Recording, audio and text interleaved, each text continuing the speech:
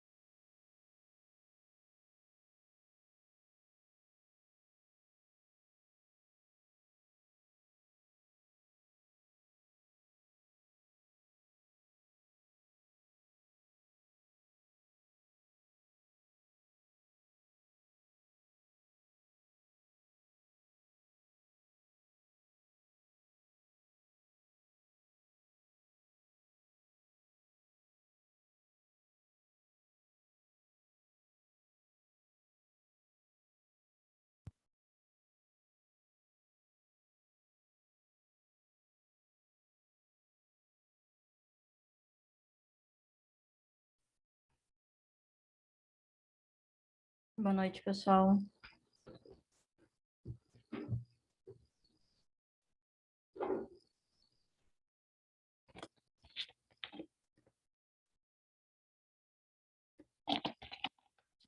Pessoal, boa noite. Me escutam? Boa noite, boa noite. Boa noite. Boa noite. Pessoal, eu vou pedir que vocês revisem qualquer coisa se der uma oscilada, uma trancada aí na internet, porque aqui na minha casa tá ventando bastante, tá bem instável a rede, tá? Às vezes tá dando um aviso aí de conexão instável. Então, se por um acaso eu travar aí ou começar a trancar muito, vocês me avisam para a gente ver o que que dá para fazer, tá?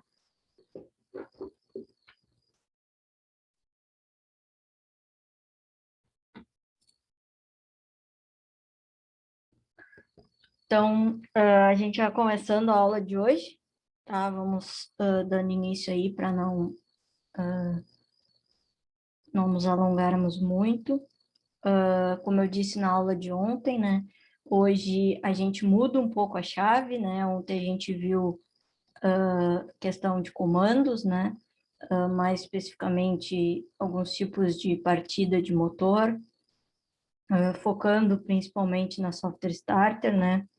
E hoje, como eu já adiantei ontem, a gente vai fazer uma aula sobre pneumática. Eu até coloquei como título da aula, né, uma introdução à pneumática, porque, como eu venho falando, a gente vai ver um apanhado geral sobre o assunto. Tá? Então, eu vou fazer algumas considerações iniciais sobre pneumática, sobre a questão do surgimento mesmo, né? Vamos falar um pouquinho sobre vantagens e desvantagens.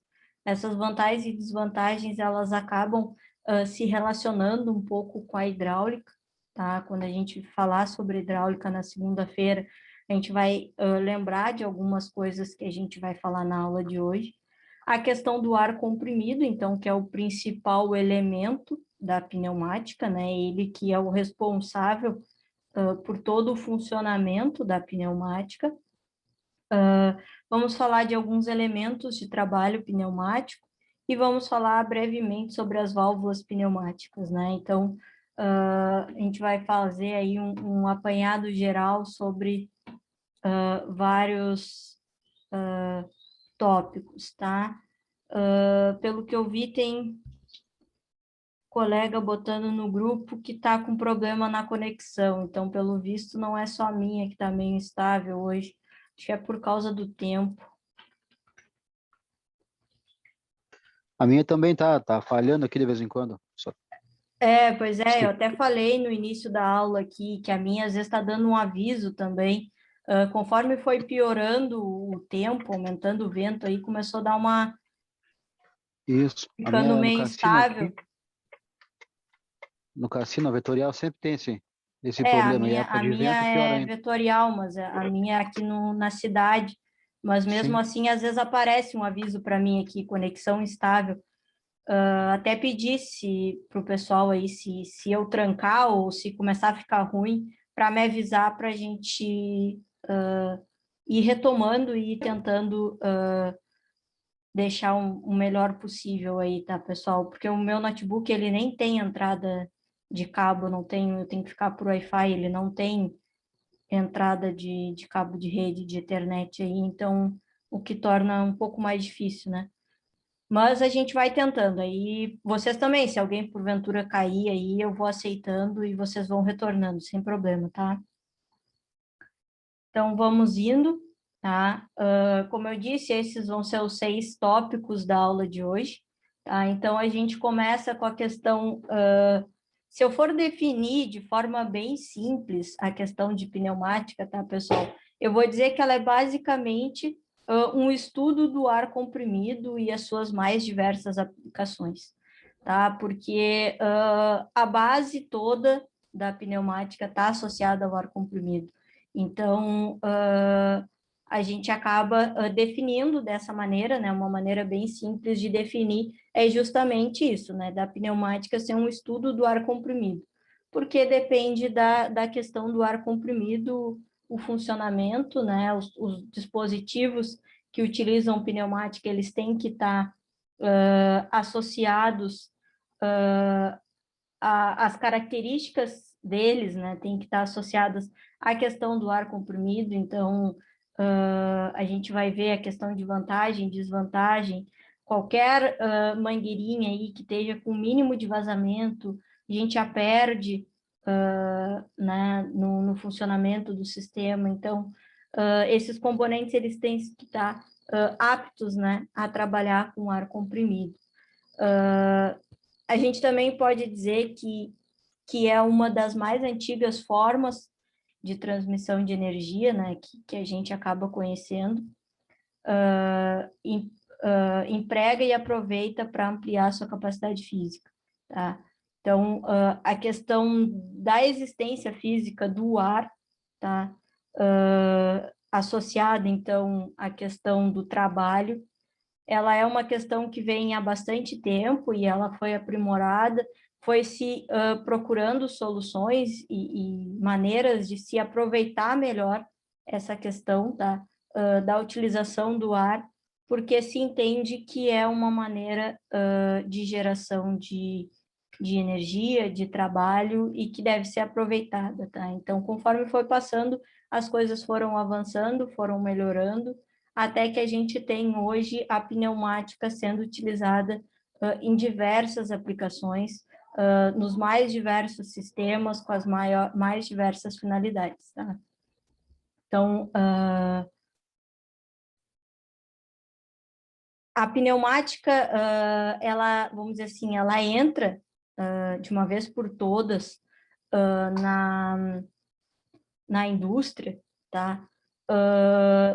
No momento em que a gente começa com a questão de automatização de processo, conforme a gente vai avançando na questão de automatização e racionalização dos processos de trabalho, é que a gente começa a levantar a hipótese da utilização da pneumática e aí ela começa a ganhar força nesse âmbito, tá?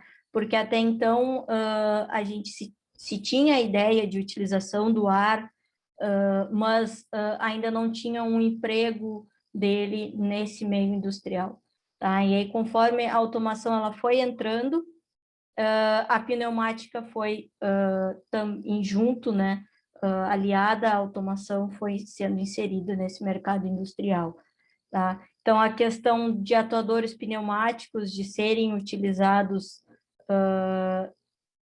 nessas aplicações, a gente ainda tem algumas limitações, tá? E até tem algumas literaturas que trazem alguns valores, outros, tá? Mas se entende, tá? De maneira geral, que os atuadores pneumáticos, eles podem ser utilizados quando a gente fala de cargas, tá? Da ordem de 1 tonelada, tá? Então, esse valor, em algumas literaturas, é um pouco maior, tá? Até mesmo em algumas aplicações reais se utiliza para cargas superiores a isso, mas na maioria da literatura a gente traz isso como sendo um limite, tá? Para a gente estar trabalhando. Tá? Então, essa questão ela está muito associada à hidráulica também, tá, pessoal? Então, onde que a gente pode estar utilizando a hidráulica, que a gente vai ver na próxima aula, qual aplicação é melhor para se utilizar a pneumática, qual aplicação é melhor para utilizar a hidráulica. Então, além dessa questão da tonelada, do limite de carga ser 1 tonelada, por mais que a gente às vezes trabalhe com uma carga menor do que isso e que fosse possível a utilização da pneumática, a gente acaba, por vezes, optando pela hidráulica por determinadas características que atendem melhor ao sistema. Tá? A ideia, então, da questão de quando a gente começa a utilizar esses atuadores pneumáticos é com a finalidade da movimentação de 2 posições, então a questão do início e o fim, mas ainda assim a gente trabalha com uma questão de segurança, com batentes mecânicos ali, para estar garantindo uma maior segurança. Isso foi avançando, tá? Então, a gente foi tendo melhorias nesse tipo de sistema. Hoje em dia, a pneumática ela faz parte de diversas aplicações com uma segurança inquestionável, tá? Então, até questões de caminhões, de maquinários, né? Que às vezes tem a sua elevação sendo feita por atuadores pneumáticos, enfim, tá? Então, a gente diz, então, que quando a gente tem os sistemas pneumáticos acionados por controladores elétricos ou eletrônicos, a gente diz que a gente está trabalhando com atuadores eletropneumáticos, porque eles associam essas duas questões, né? Ele é acionado por um controle eletrônico ou elétrico, mas ele tem ali um atuador pneumático. Então, a gente acaba trazendo essa ideia de atuador eletropneumático, mas a ideia, o funcionamento é basicamente o mesmo, tá? Então, como eu disse, as aplicações hoje são inúmeras, tá? Então, a gente tem questão de prensa pneumática, dispositivos de fixação de peças em máquinas, ferramentas e esteiras, acionamento de portas de um ônibus urbano ou dos trens do metrô, então aquela questão do cadeirante também, né? Sistemas automatizados para alimentação de peça, robôs industriais para aplicações que não exijam posicionamento preciso, freios de caminhão, parafusadeiras e lixadeiras, pistolas de pintura, broca de dentista, tá? Então, a gente tem desde aplicações no cotidiano, né, como a questão de pistola de pintura, do dentista, parafusadeira, lixadeira, até aplicações bem industriais, como questão dos robôs de prensa pneumática, tá? A questão do acionamento da porta de ônibus, então é uma coisa que faz parte do dia a dia. Então, a gente consegue utilizar a pneumática para atender as mais diversas aplicações. Tá? A pneumática ela tem uma série de vantagens, então a questão de quantidade, de transporte, de ser armazenável, temperatura, segurança, limpeza, construção, velocidade, regulagem. Então, são diversas as vantagens, umas próprias desse sistema, outras não é que esse sistema seja totalmente vantajoso nesse sentido, mas quando a gente compara com a hidráulica, isso é visto como uma vantagem. A temperatura é um exemplo, né? A hidráulica a gente trabalha com fluido, Então, a questão da temperatura, ela influencia bastante, né? Porque a temperatura influencia na viscosidade do fluido, influencia na qualidade do fluido, enfim. Já no ar comprimido, a gente não tem isso, tá? A gente não tem essa influência da temperatura como a gente tem no hidráulico. Assim como a gente vai ter características no hidráulico que são muito mais vantajosas do que no pneumático. Por isso que esses dois sistemas, né, tipos de sistema, eles são muito utilizados, cada um na sua finalidade. Tá? A questão da desvantagem, tá? A questão da preparação, porque a questão do ar comprimido, ela exige uma preparação antes, a gente vai falar sobre umas etapas do ar comprimido que a gente não necessita no hidráulico, tá? A questão da compressibilidade, né, por causa justamente da questão do ar, o limite de força, né, então, associado a que eu falei da carga, né, a gente tem um limite que a gente consegue utilizar o sistema pneumático, a questão do escape de ar, tá? Tudo bem que a gente tem isso também no hidráulico, se a gente não tem alguma conexão bem feita, a gente vai ter um vazamento de um fluido, mas a gente tem a questão do escape de ar muito mais fácil, né? Qualquer mangueirinha ali que sofreu uma rachadura ou que não está 100% conectada, a gente tem um escape ali de ar comprimido, e aí a gente já tem uma limitação de força. Se a gente ainda está perdendo no meio do processo ar comprimido, a gente ainda vai diminuir mais ainda, né, o potencial do nosso sistema. E a questão do custo, tá? Se a gente for comparar um sistema pneumático com um sistema hidráulico, tá? O pneumático, ele é mais caro, tá? São equipamentos mais caros, tá? E aí isso também pesa dependendo da aplicação.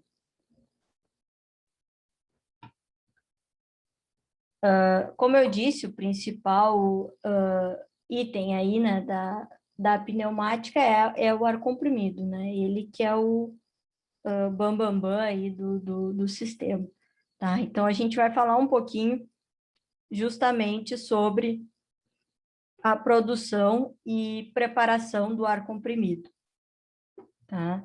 Então, falando primeiro sobre a questão dos compressores, tá? Opa! Os compressores são definidos como máquinas destinadas... Deixa eu aceitar um colega.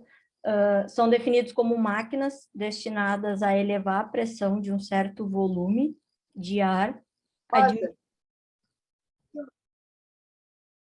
admitindo, nas condições atmosféricas, até uma determinada pressão exigida na execução dos trabalhos realizados pelo ar comprimido. A questão da pressão, ela está muito associada a esse tipo de sistema, tá? Então, não só no pneumático, tá, pessoal? Mas no hidráulico também. A pressão, ela influi bastante nesse tipo de sistema, ela é uma variável que a gente precisa estar controlando, tá? Então, tem que ter cuidado com isso, tanto nesse sistema quanto no hidráulico, tá? A gente tem a classificação e definição, segundo os princípios de trabalho, com dois tipos, né? O deslocamento positivo e o deslocamento dinâmico. A questão dos compressores, então, é apresentada nessa figura.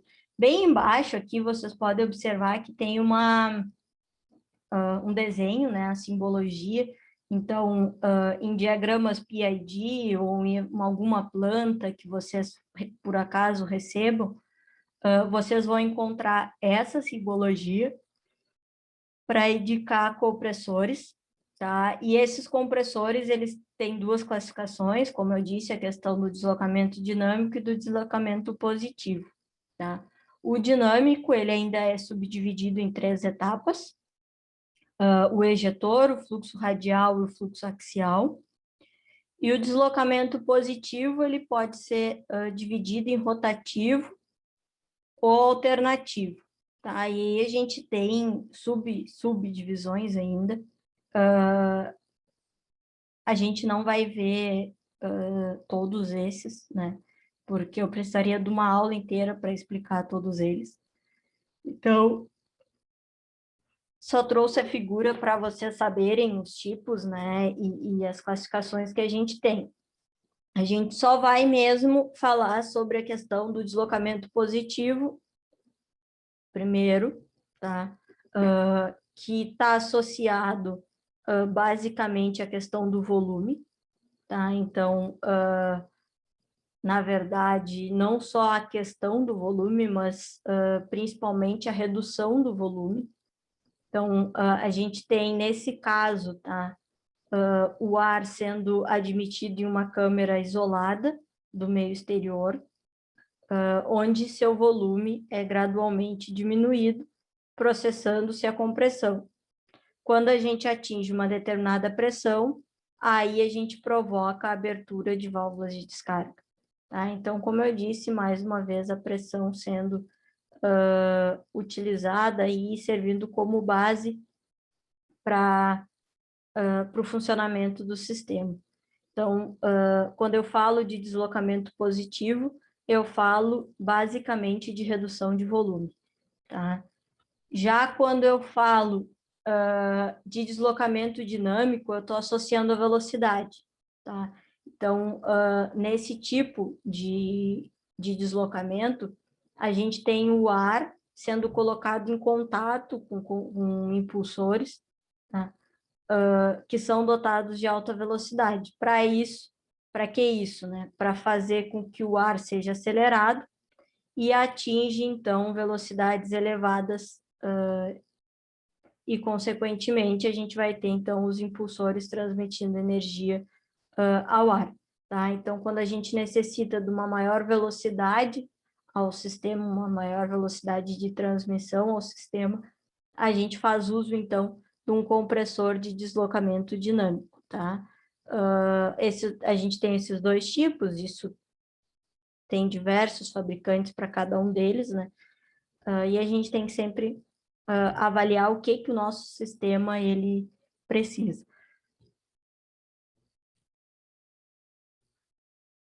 O próximo item do nosso processo de produção e preparação do ar comprimido, tudo isso que a gente vai falar e esses equipamentos que eu vou mostrar, eles são para etapa anterior à utilização do ar comprimido pelo sistema pneumático, tá?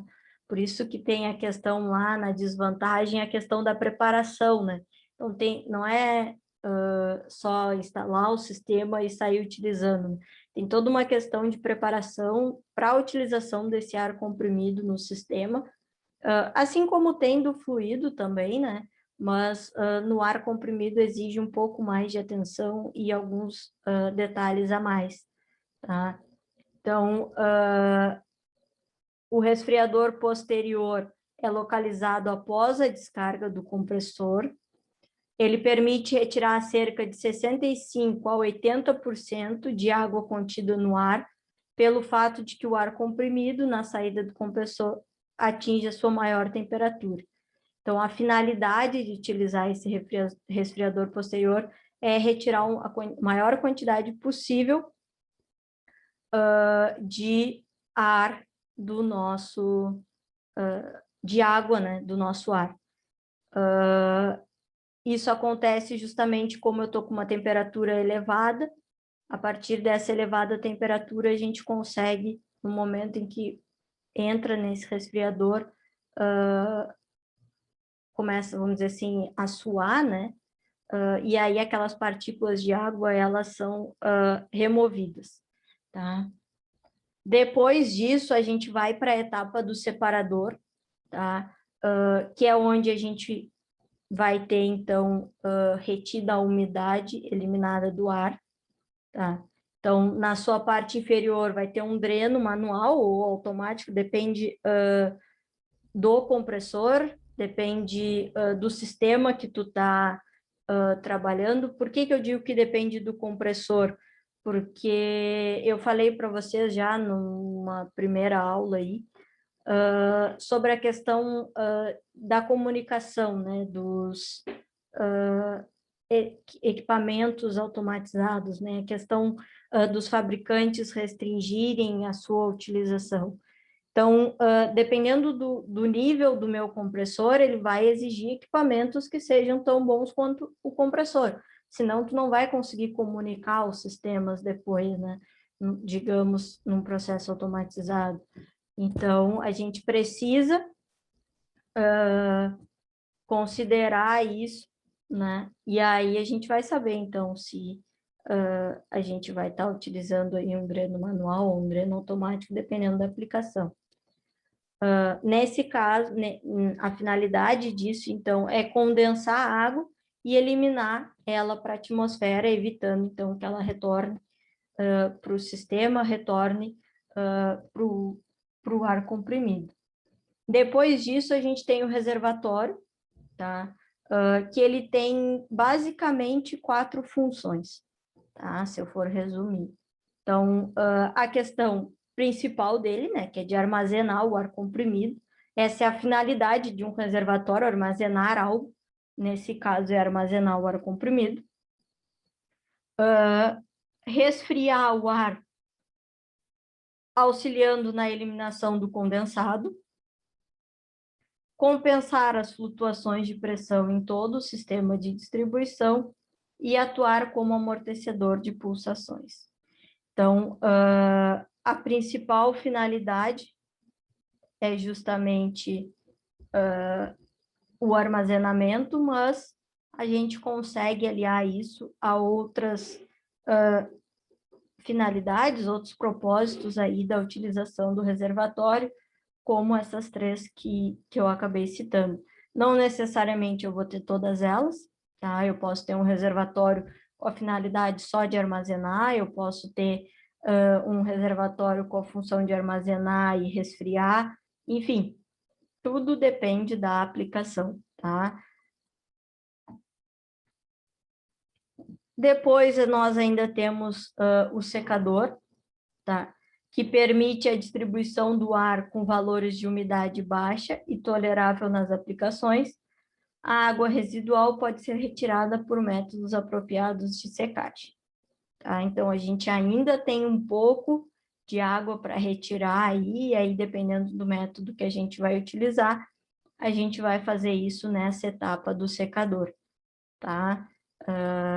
Por que isso, tá? Porque quando a gente lança o ar comprimido para ser utilizado no sistema pneumático, a gente precisa ter esse controle de pressão, como eu falei, e da questão da umidade, tá? Se eu tiver uma umidade muito elevada, eu vou ter muita água ali associada ao ar, e aí eu vou perdendo performance e não vou conseguindo ter o resultado que eu esperaria dos equipamentos, porque o ar ele não vai estar, vamos dizer assim, com a sua capacidade plena, né? Parte dele vai ser uma concentração de água que é indesejada. Tá?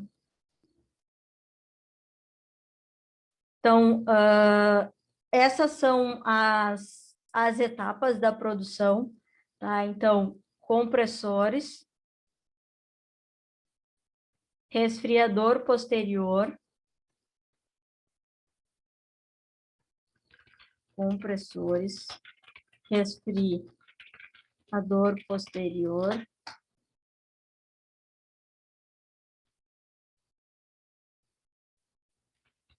separador,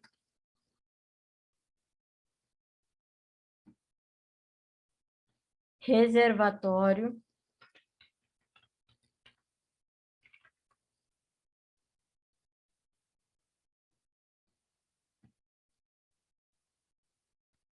e secador. Tá? Então, a gente tem basicamente essas etapas: compressor, resfriador, separador, reservatório e secador. Os compressores que podem ser divididos em deslocamento positivo e deslocamento dinâmico. Por que eu estou chamando a atenção? Isso foi uma coisa que erraram bastante, tá, pessoal? Quando eu ministrei essa disciplina. Se eu perguntar quais as etapas da produção e preparação do ar comprimido, são essas etapas. Se eu perguntar quais os tipos de compressores, aí vão ser o deslocamento dinâmico e o deslocamento positivo, tá? O pessoal colocava como produção e preparação do ar comprimido, compressor, deslocamento positivo, deslocamento dinâmico, resfriador e assim por diante, tá? Então, fiquem atentos nisso. Deslocamento... Só espera um pouquinho para copiar um pouquinho só. Claro. Espera aí, deixa eu... Vou até dar uma melhorada aqui, espera aí, então, para compressores.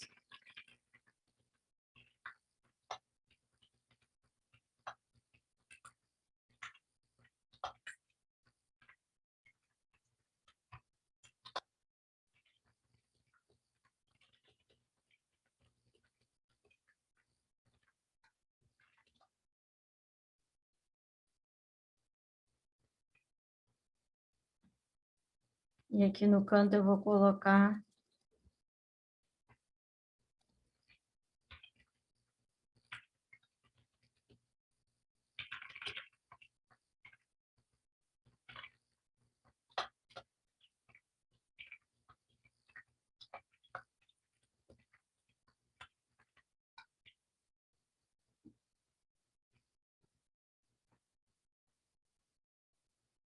Coloquei num canto aqui a questão do compressor e no outro as etapas da produção e preparação do ar comprimido. Uma pergunta, professor. Essas aqui do deslocamento positivo ou dinâmico, resfriador posterior, separador, reservatório, armazenagem de ar são etapas do compressor, né? Então, é Não, o funcionamento do compressor. não. O compressor, o funcionamento é deslocamento positivo e dinâmico.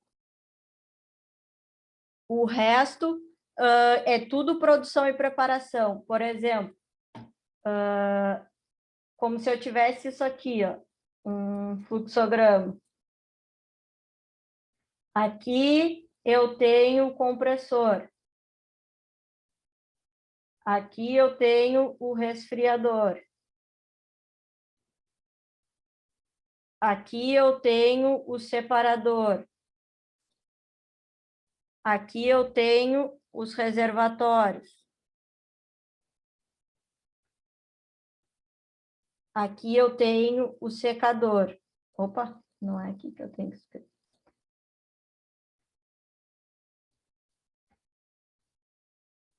Aqui eu tenho o secador. Tudo isso aqui, todos esses itens, são as etapas de produção e preparação do ar comprimido. O compressor, que ele pode ter dois tipos de funcionamento, deslocamento positivo e deslocamento dinâmico. Tá, sim. Até aí eu mais ou menos entendi. O que eu não entendi, assim, ó, se no compressor mesmo, naquela caixa do compressor, tu encontra todos esses equipamentos aí, ou é Não, somente o compressor? só o compressor. Não? Pensa que são vários, cada um deles é um equipamento. Tem o compressor, o resfriador, o separador, o reservatório e o secador. Cada um é um equipamento. Tá, agora eu entendi. Tá, Cada caixinha dessa é um dispositivo, é um equipamento. tranquilo, me achei.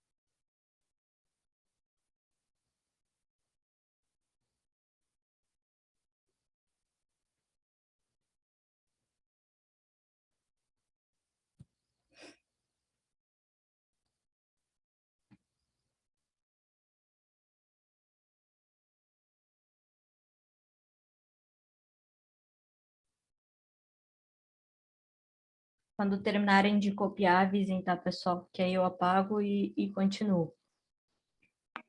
Ó, da minha parte aqui tá ok. Mas alguém estava copiando aí, pessoal? Ah, eu já copiei também. Tô concluindo aqui já. Eu já copiei também, professor. Beleza. Também. Vou apagar aqui, então.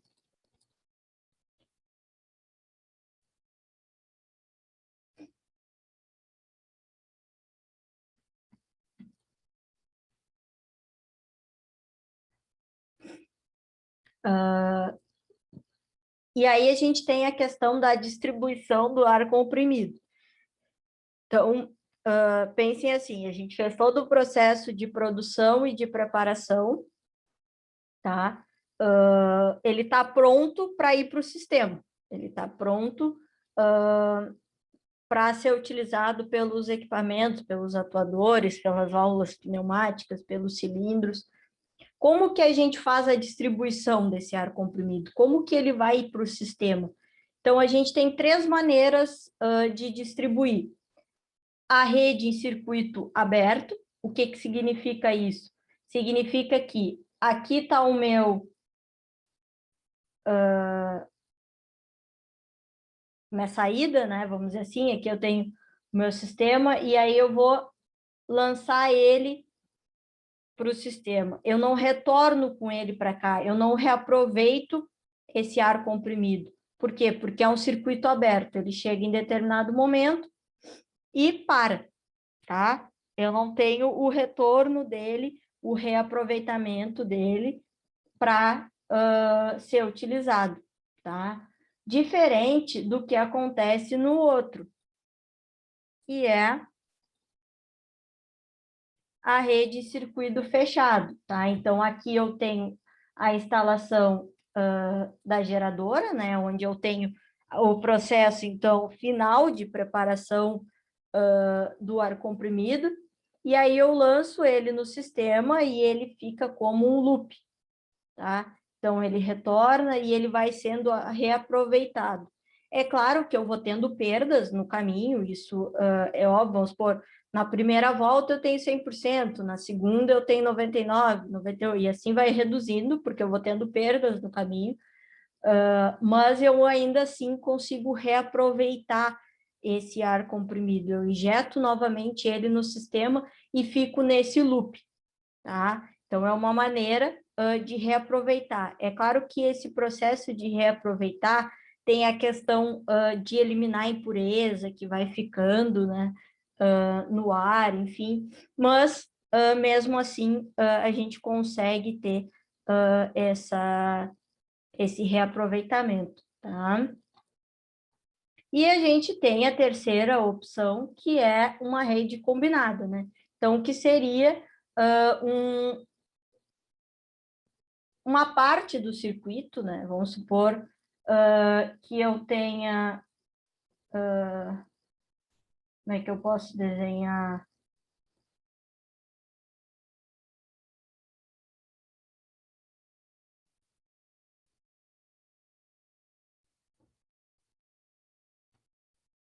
Eu saio com o ar daqui, tá? E não é todo o meu sistema que ele está no circuito fechado, tá? Só parte do meu sistema fica no loop reaproveitando o ar comprimido. Essa parte aqui, ela não é realimentada, ela só vai receber ar comprimido quando eu injetar ar comprimido de novo, tá? Então, eu tenho a combinação da parte aberta com a parte fechada. Eu fico só, de repente, só uma parte do meu sistema necessita desse reaproveitamento. Então, a gente tem a combinação desses 2 sistemas. Então, são as 3 maneiras, os 3 tipos de maneiras que eu tenho de distribuir ar comprimido. Quais são elas? Vamos apagar aqui só para eu colocar.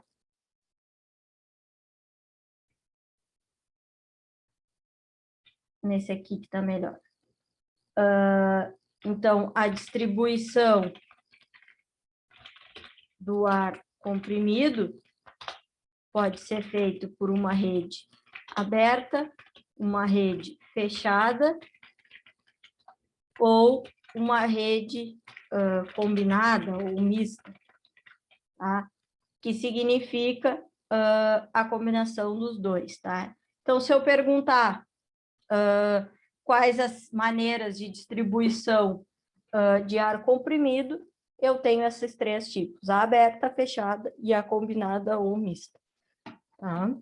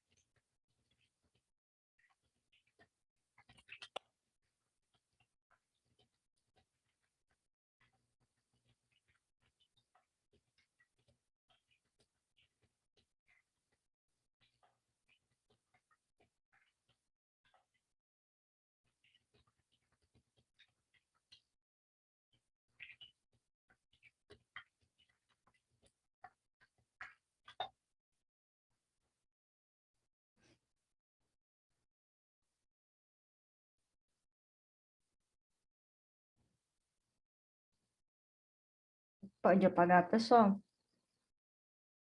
Aqui já copiei.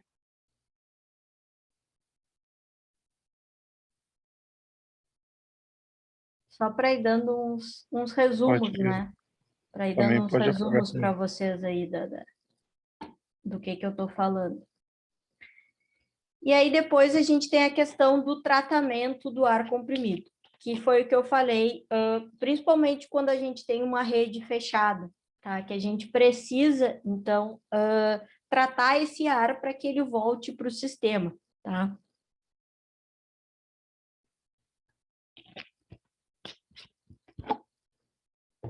Então, a gente tem primeiro a questão do filtro, tá? Que é justamente a etapa que eu falei para eliminar as partículas, tanto sólidas quanto líquidas, né? Então, a questão de impurezas mesmo, que vai acumulando conforme circula pelo sistema, conforme passa por uma válvula, por um equipamento, enfim. Então, tem essa questão primeiro do filtro, tem a questão da válvula reguladora de pressão, eu já falei que é extremamente importante ter esse controle, tá? Da pressão no sistema, tá? Então, a ideia é ter essa válvula para ajudar a manter essa pressão constante. E a questão do lubrificador, né? Que tem a função, então, de lubrificar os aparelhos pneumáticos de trabalho e de comando. Tá? Então, o mais importante e o que é utilizado sempre é o filtro, tá? Mas a gente tem esses outros como sendo, vamos dizer assim, as três etapas, né, do tratamento, então, do ar comprimido. As três etapas é a questão do filtro, da válvula reguladora de pressão e do lubrificador, tá? Sendo o filtro o mais importante, a gente coloca isso em azul, e aí coloca uma estrelinha aqui, um asterisco horroroso, porque eu não sei desenhar com mouse, para destacar aí que ele é o principal dessa etapa, tá?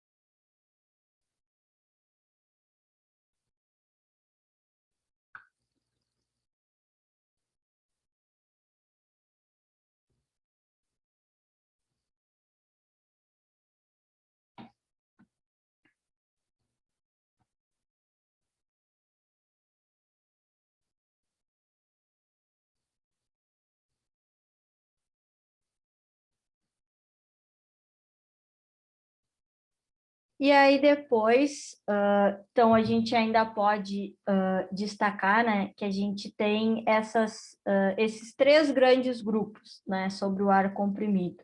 Então a gente viu que, deixa eu pegar um slide vazio aqui. A gente viu que se eu fosse colocar as etapas do ar comprimido, o que seria? Primeiro, eu tenho que fazer o processo de produção e preparação do ar. Depois, eu faço o processo de distribuição do ar. E, por último, eu faço o tratamento do ar para que ele possa retornar, então, com qualidade para o meu sistema. Tá? Então, aqui, a produção e preparação, eu posso colocar que é antes dele entrar no sistema, vamos dizer assim, no processo. A distribuição do ar é durante o processo, então, aqui que eu vou estar colocando ele, então, para cilindro, para as válvulas, que a gente vai ver, e para outros atuadores pneumáticos. E o tratamento é para ele reingressar no processo. Então, eu preciso tratar esse ar, porque ele já passou pelo sistema, ele já passou pelas válvulas, ele já passou pelo cilindro, e conforme ele circulou pelo sistema, o que aconteceu? Ele foi acumulando impurezas. Então, eu preciso tratar esse ar para que ele retorne e seja reaproveitado pelo processo. Tá?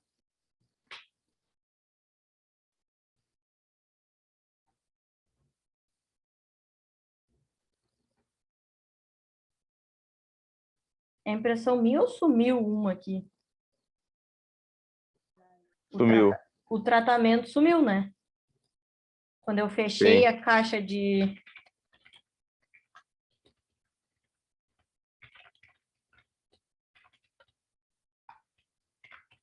Meu, hein? Deu.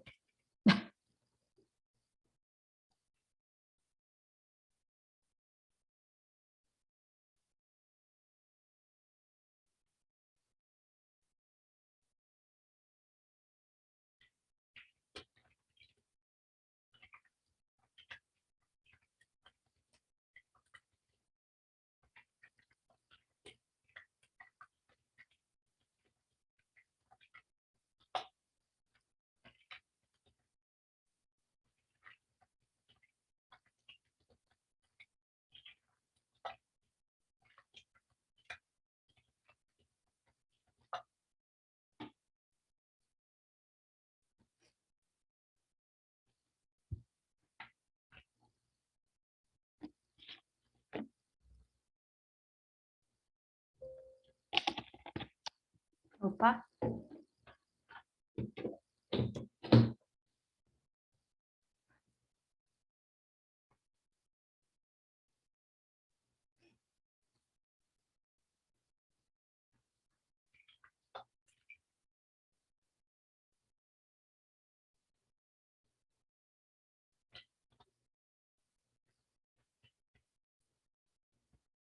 Copiaram, pessoal?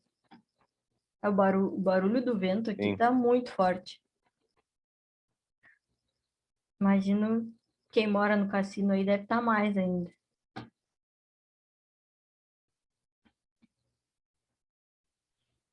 Tava horrível. Tava, há meia hora atrás estava pior o vento aqui no cassino. Agora deu uma acalmada. Aqui tá fechada a janela aqui atrás e tá assoviando aqui. Tá um barulho bem forte.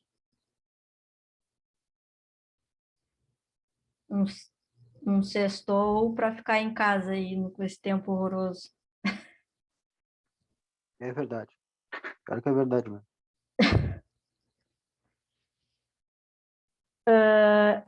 Então, avançando, né, a gente viu, então, todo o processo do ar comprimido de produção, de preparação, até ele ser inserido no sistema. Então, por quem ele vai ser utilizado, né? Quais são os dispositivos, os elementos que vão ser alimentados, podemos dizer assim, por esse ar comprimido. Tá? Então, a energia pneumática, através do ar comprimido, é transformada em movimento e força, né? Através de alguns elementos de trabalho pneumático, alguns elementos pneumáticos, né? Esses elementos, eles podem se movimentar de duas maneiras, né? Então, a gente pode ter a movimentação linear e a movimentação rotativa. A movimentação linear está associada basicamente a cilindro de simples e de duplação, tá? E os rotativos associados, então, principalmente aos motores, mas a gente também tem alguns cilindros rotativos, tá? Mas se eu tivesse que destacar quais os principais, né? No linear, a questão do cilindro de simples ação ainda é o mais utilizado, né? E no rotativo, a questão dos motores de giro contínuo, tá? Mas daqui o que é importante é saber isso, que os elementos de trabalho pneumático, eles podem se movimentar de duas maneiras, linear e rotativo, tá? Eu vou falar brevemente sobre esses elementos, né? A ideia do cilindro de simples ação. Então, ele recebe o ar comprimido em apenas um dos lados, por isso a questão de simples ação. Tem uma figura que indica aqui a simbologia, um exemplo, né, de um cilindro aí de simples ação utilizado na indústria, né?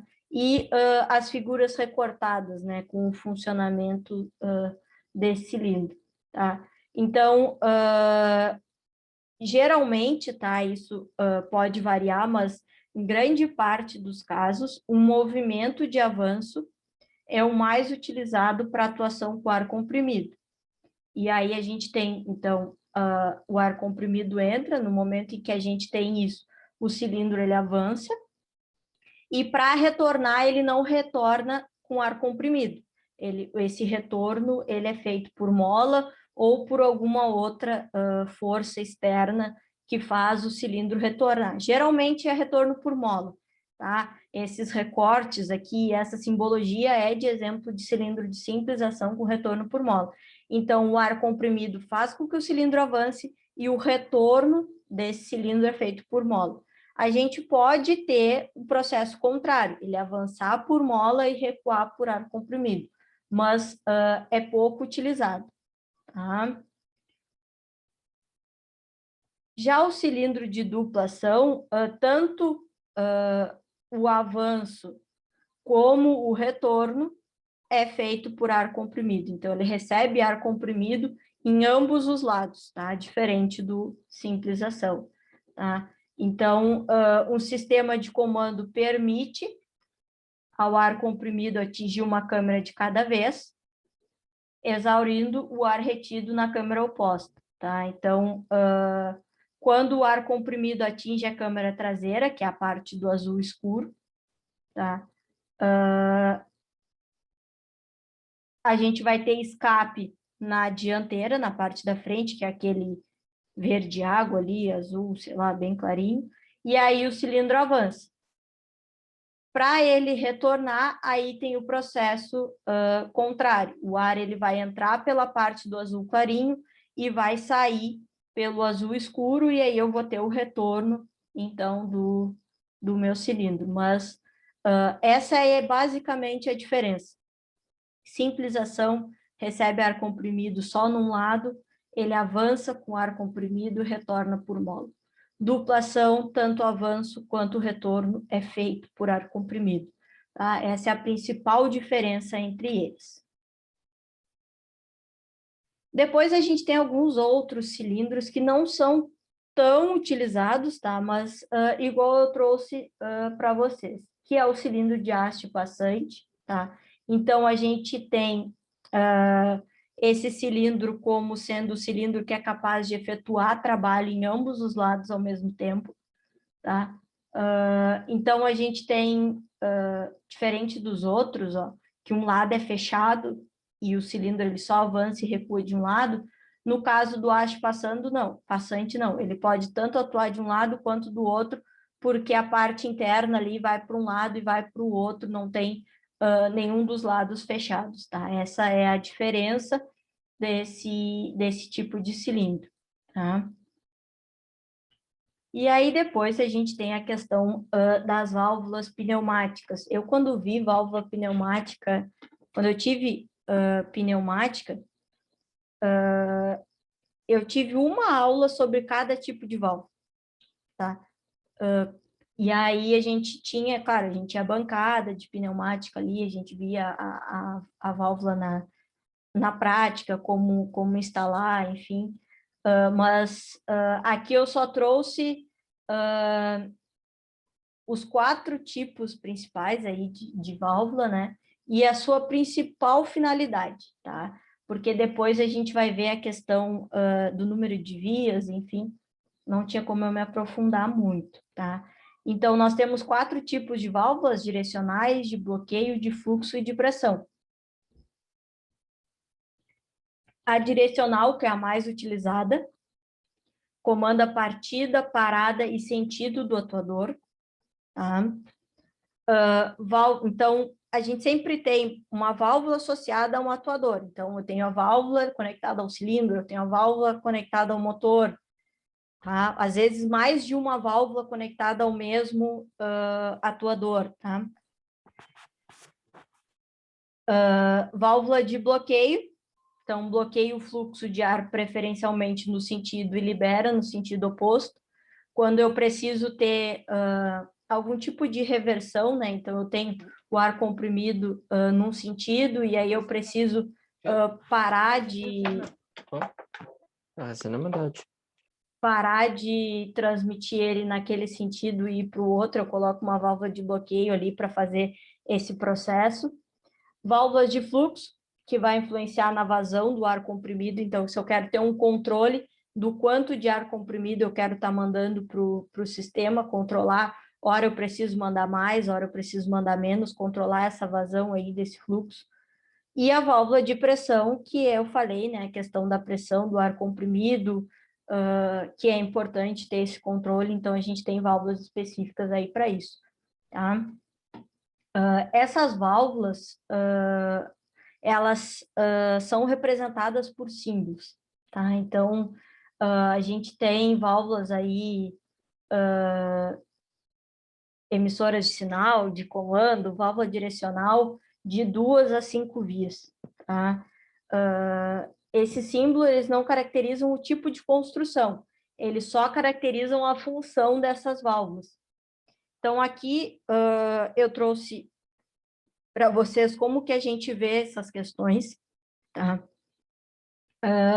Então, as válvulas, elas são simbolizadas por quadrados e o número de quadrados indica o número de posições que essa válvula ela pode assumir, tá? Então, se eu tenho uma válvula de 2 ou de 3 posições, tá? Então, se eu for representar uma válvula, por exemplo, esses 3, depois a gente vai ver algum exemplo aqui, aí a gente vai falar sobre isso. Mas, por exemplo, aqui eu tenho uma válvula que tem essa representação, que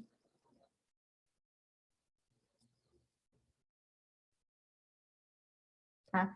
Isso aqui indica que é uma válvula, tá? Uma válvula que pode assumir 3 posições, ou ela vai estar nessa, ou ela vai estar nessa, ou ela vai estar nessa. E cada quadrado tem um número de vias que ela pode assumir, tá?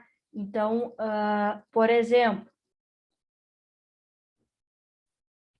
a questão das vias, tá? É um número de conexões de trabalho que essa válvula ela possui.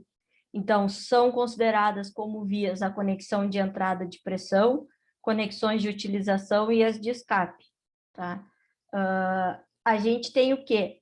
Quando eu tenho uma seta, significa que eu tenho passagem e significa que ela assume 2 vias.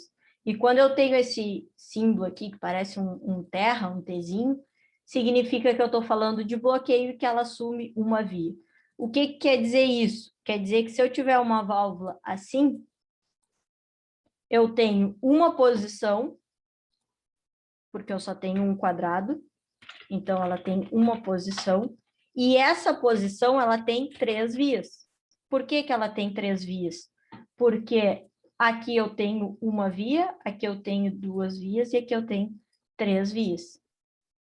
Tá? Cada vez que eu tenho a seta, representa 2 vias. Cada vez que eu tenho o Tzinho, representa uma via. Então, nesse caso, eu tenho uma válvula que tem uma posição e 3 vias. Se eu tiver, por exemplo,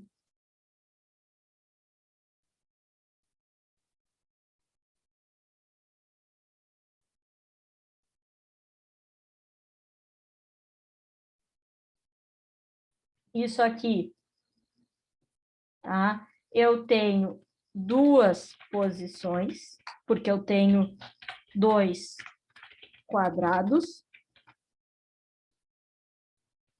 Nesse primeiro quadrado aqui, eu tenho 4 vias, porque eu tenho 2 setas e cada seta representa uma via. E nesse aqui, eu tenho também 4 vias. Por quê? Porque cada Tzinho representa uma via e a seta representa 2 vias. Tá? Então, o número de quadrados representa o número de posições e dentro a simbologia representa o número de vias. Uma seta, 2 vias, um Tzinho, uma via. Deu para entender? Estou dando uma explicação geral aí. Eu não vou explicar como que a gente constrói isso, o que isso significa, porque cada uma das válvulas tem uma explicação, tá?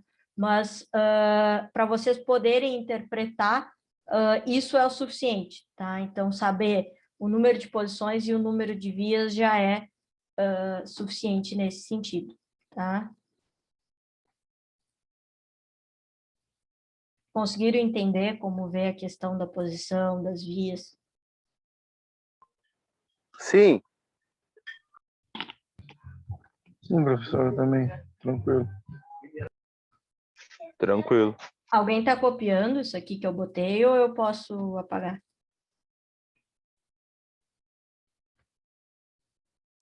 Já copiei, se quiser apagar. Pode apagar também, copiei já. Beleza. Vou apagar esse aqui que eu botei primeiro.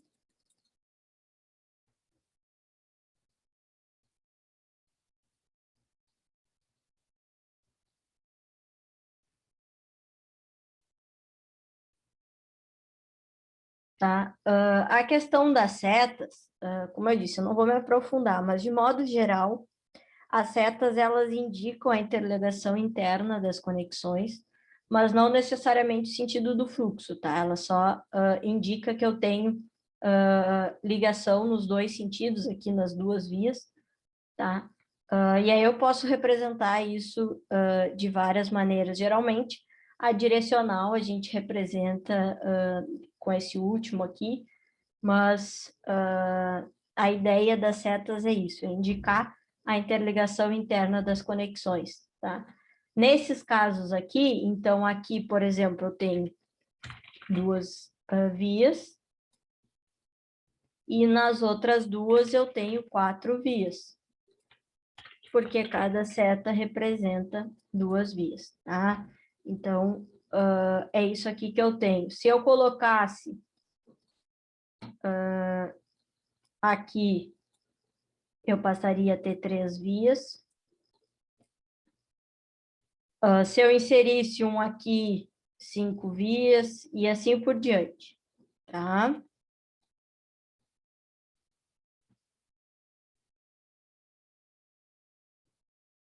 Mas essa é a ideia aí, geral dessa parte, tá?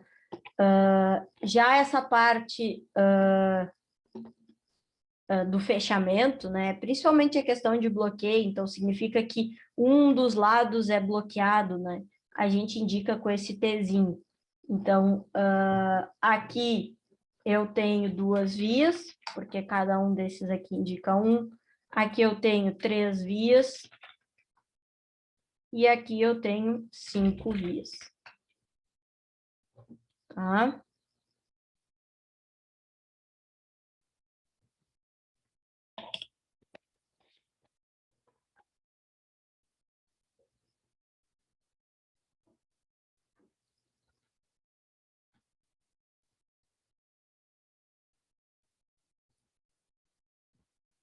Certo, pessoal?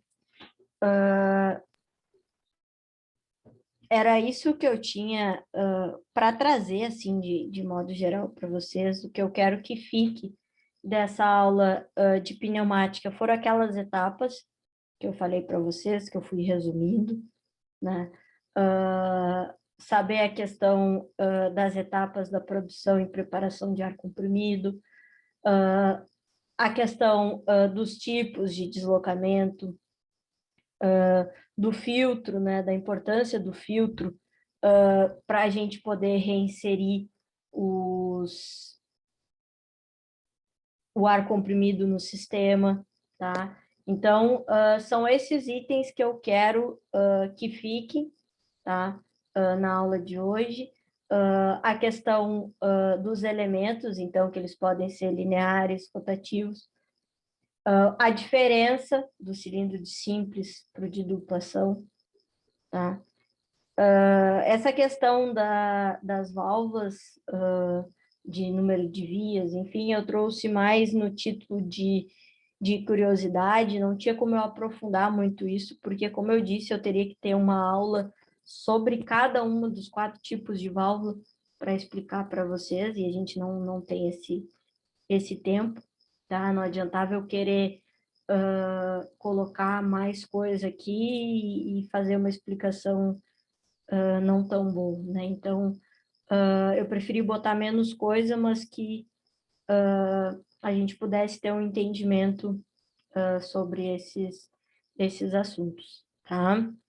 Alguma dúvida, alguma pergunta aí sobre essa questão da pneumática? A gente vai retomando algumas dessas coisas na aula de segunda-feira, quando eu falar de hidráulica, que eu vou dizer, lá em pneumática eu falei tal coisa, é isso que difere o hidráulica, e assim a gente vai traçando esse comparativo entre os dois, tá?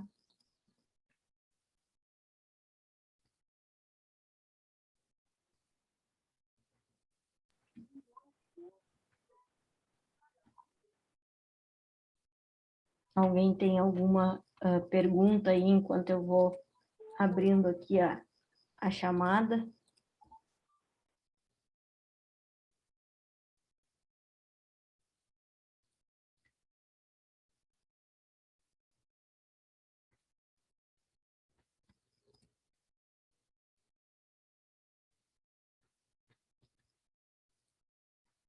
Acredito que o silêncio signifique que não tenham dúvida. A partir disso, da aula de hoje, tá? A partir da aula de hoje, vocês já conseguem resolver até a questão 9 da lista. Então, as questões 4, 5, 6, 7, 8 e 9 são questões associadas à aula de hoje, tá? Então, são perguntas bem no estilo que eu falei. O que são os compressores, como eles podem ser classificados, quais os tipos de válvula pneumática, qual a diferença entre cilindro de simples e duplação. Então, são bem esses assuntos que eu disse para vocês que seria importante você saber, tá? Tem uma questão de marcar também. Então, vocês já podem, né, com as aulas que a gente teve essa semana, resolverem até a questão 9 da lista e vão ficar faltando só 5 exercícios, tá? Quem quiser aproveitar aí para adiantar. Vamos à chamada. Teve alguém? Quem é que colocou lá? Então, Alexandre e Milton. Alexandre Carvalho, que foi o que botou lá que está com problema de conexão. O Alexandre Bonfada. Presente. O Andrew. Se Andrew, alguém sabe, ou ele não está no curso, ou ele está na noite. E não me passaram que ele está na noite. Porque ele não veio nenhum dia. Antônio, Presente. Ariel, Presente. Bruno, Presente. Diego, mesma coisa, também não veio nenhum dia. Gabriel, Presente. Guilherme, Presente. Henry, Presente. Ian, Isaac, Jerry, Aqui. João, Lucas, Aqui. Luiz, Presente. Michael Guimarães, Michael Moreira,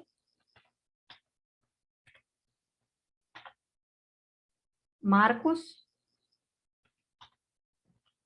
Milton, Pablo Aqui, professor. e Patrick. Aí. Então, pessoal, se ninguém tem mais nenhuma dúvida aí, tá, eu encerro a aula. Segunda-feira a gente vê a questão de hidráulica, tá? E aí desejo, então, um bom final de semana aí para vocês. E espero Vamos dar vocês... presença? Hã? Vamos dar presença ou não vê? Cheguei a te dar presença. Tá, pessoal?